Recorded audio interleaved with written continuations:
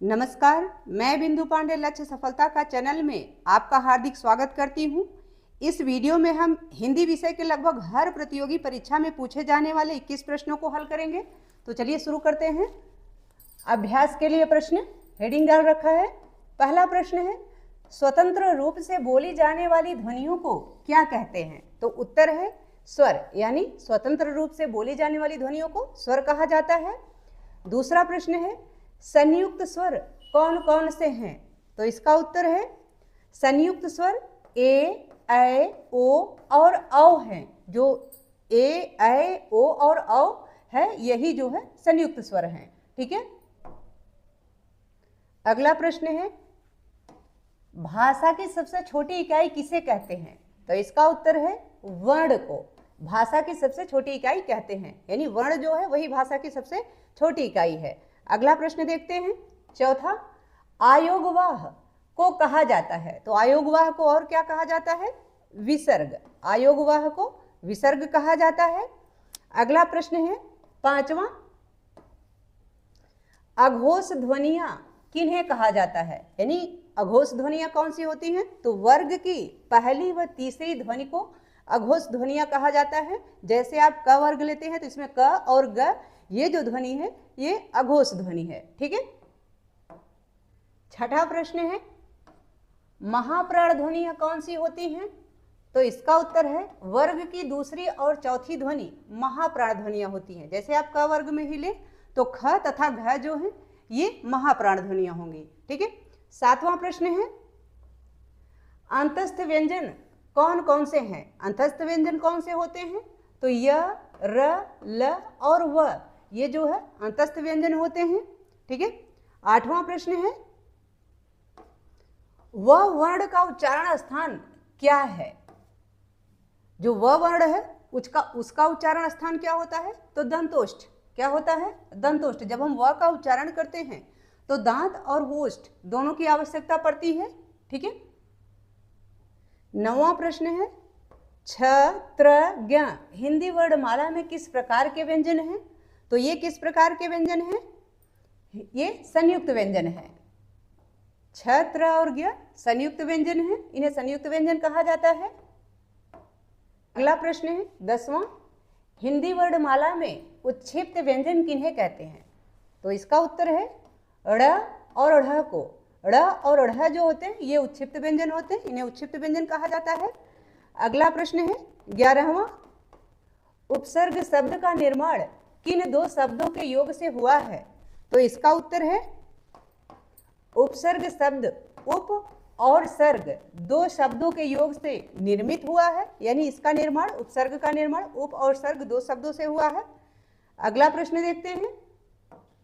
अगला प्रश्न 12वां,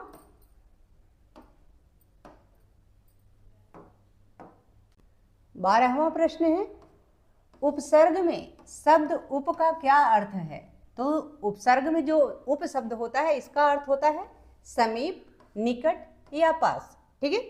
तो इसका अर्थ क्या होता है? समीप, निकट या पास में। अगला प्रश्न है 13वां, उपसर्ग को अन्य और किस नाम से जाना जाता है? तो उपसर्ग को और क्या कहते हैं? आदि प्रत्यय। उपसर्ग को और प्रत्यय कहते हैं, वो भी आदि प्रत्यय। कौन सा प्रत्यय? आदि प्रत्यय कहते हैं। ठीक है। अगला प्रश्न है 14वां, हिंदी भाषा में मुख्य रूप से कितने प्रकार के उपसर्ग होते हैं? तो हिंदी भाषा में मुख्य रूप से 3 प्रकार के उपसर्ग होते हैं। ठीक है। कितने प्रकार के उपसर्ग होते हैं? 3 प्रकार के। अगला प्रश्न है 15वां, हिंदी भाषा में मूल रूप से संस्कृत के कितने उपसर्गों का प्रयोग होता है? तो उत्तर है 20। कितने उपसर्गों का प्रयोग होता है? 20 उपसर्गों का प्रयोग हिंदी भाषा में होता है संस्कृत के। ठीक है। अगला प्रश्न है 16वां, किसी शब्द में उपसर्ग का प्रयोग कहाँ किया जाता है? तो किसी भी शब्द में उपसर्ग का प्रयोग कहाँ किया जाता है? उपसर्ग का प्रयोग आरंभ में किया जाता है। कहाँ किया जाता है?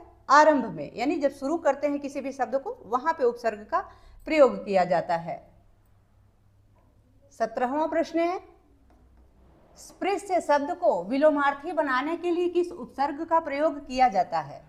तो इसका उत्तर क्या होगा? अ उपसर्ग का। यानी जब हम स्पृश्य शब्द को विलोमार्थी बनाते हैं तो उसमें अ लगाते हैं तो अस्पृश्य हो जाता है। ठीक है, अगला प्रश्न है 18वां, अत्यंत शब्द में उपसर्ग का प्रयोग हुआ है, यानी कौन से उपसर्ग का प्रयोग हुआ है? उचित उपसर्ग का प्रयोग करते हुए रिक्त स्थान की पूर्ति कीजिए। तो इसमें अति उपसर्ग का प्रयोग हुआ है। कौन से उपसर्ग का प्रयोग हुआ है? अति उपसर्ग का। उत्तर क्या है? अति। ठीक है, अति उपसर्ग। 19वां प्रश्न है,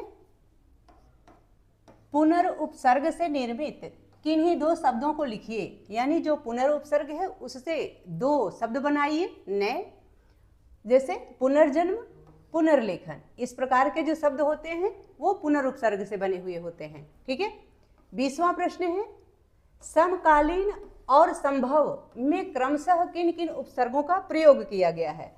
तो समकालीन और संभव में किन किन उपसर्गों का प्रयोग किया गया है? दोनों में सम उपसर्ग का प्रयोग किया गया है। समकालीन में भी सम उपसर्ग का प्रयोग किया गया है और संभव में भी सम उपसर्ग का प्रयोग किया गया है। ठीक है, 21वां प्रश्न है, इस सीरीज का लास्ट, किन्हीं दो संस्कृत के स्त्री प्रत्यय शब्दांश के नाम लिखिए। तो उत्तर है आ और इका। जैसे अध्यापक पुल्लिंग प्रत्यय का शब्द है और यदि आप उसको स्त्रीलिंग बनाएंगे तो अध्यापिका हो जाएगा। इसी प्रकार जैसे अनुज शब्द है, यह पुल्लिंग प्रत्यय का शब्द है, यदि आप उसको आ प्रत्यय लगा देते हैं तो अनुजा बन जाएगा, जो कि स्त्रीलिंग प्रत्यय का शब्द हो जाएगा। ठीक है, आशा है कि यह वीडियो आप सबके लिए बहुत सहायक हुआ होगा। यदि वीडियो से संबंधित कोई सुझाव हो प्लीज़ कमेंट बॉक्स में अवश्य लिखिए। वीडियो पसंद आए तो इसको लाइक करें, शेयर करें। चैनल पर नए हैं तो प्लीज़ इसे सब्सक्राइब अवश्य करें। बहुत बहुत धन्यवाद।